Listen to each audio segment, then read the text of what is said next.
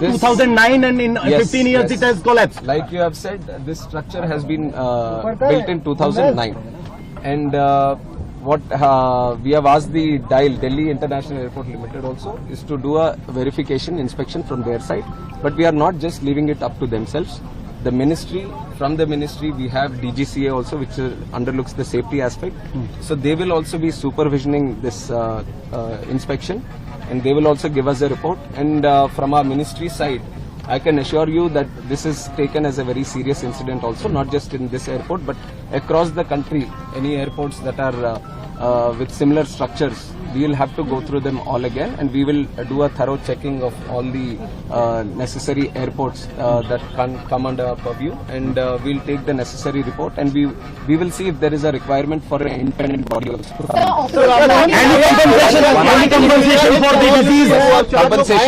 Compensation has also been announced, 20 lakh for the deceased, and also for the injured 3 lakhs. Opposition ये आरोप लगा रहा है कि जल्दबाजी में यहाँ पर इनॉग्रेशन किया गया था, तो इसके बारे में मैं क्लैरिफिकेशन दे दूं कि जो प्रधानमंत्री साहब जो इनॉग्रेट किया वो दूसरा बिल्डिंग है, दूसरी तरफ है। जो यहाँ कोलैप्स हुआ है वो 2009 में 2009 में पुरानी बिल्डिंग है, 2009 में जो उस टाइम ओपन हुआ था, तो उसके ऊपर जो इंस्पेक्शन करना है वो अभी करवाएंगे। सर, विजुअल देखने में लग रहा है कि जो अंदर का आयरन बार से वो रस्टेड है, साफ दिखाई दे रहा है, उनपे पेंट भी नहीं है, तो इतनी लापरवाही कैसे थी? हमें अब तुरंत हम कमेंट नहीं कर सकते, इसके ऊपर तो थरो इन्वेस्टिगेशन होना है, और जो टेक्निकल एस्पेक्ट, जो फॉरेंसिक या सिक्योरिटी एस्पेक्ट जो देखते हैं बिल्डिंग का, वो सब अपना रिपोर्ट देंगे, तो उसके हिसाब से हम ये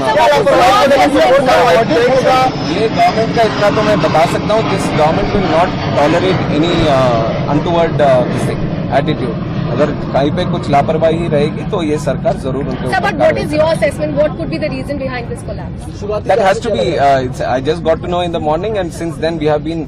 First of all, we wanted no casualties to happen, and all the injured, if any of them, then we wanted to take proper care of them. So we are following that protocol, that we look after the injured first, and also the passengers.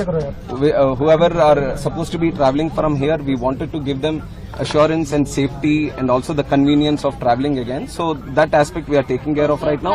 Any technical incidents that you are referring to will all be commented upon after the report comes. T1 कब से operational होने की उम्मीद है? T1 कल तक हम पूरी तरह से इंस्पेक्शन करवाएंगे। अभी तो पूरा इवैक्यूएट कर दिया है, कोई आदमी नहीं है अंदर, तो पूरा बिल्डिंग का इंस्पेक्शन पूरी तरह से होगा, उसके लिए थोड़ा टाइम लेंगे।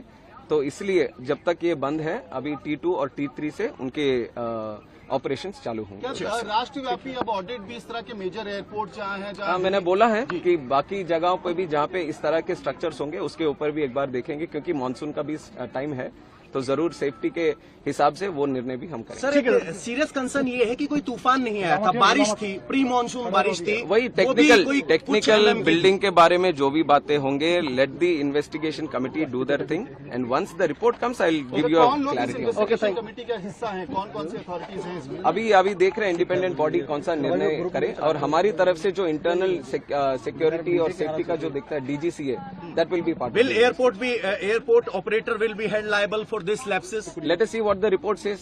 जो भी रिपोर्ट कहेगी उसके हिसाब से वो करेंगे। ठीक,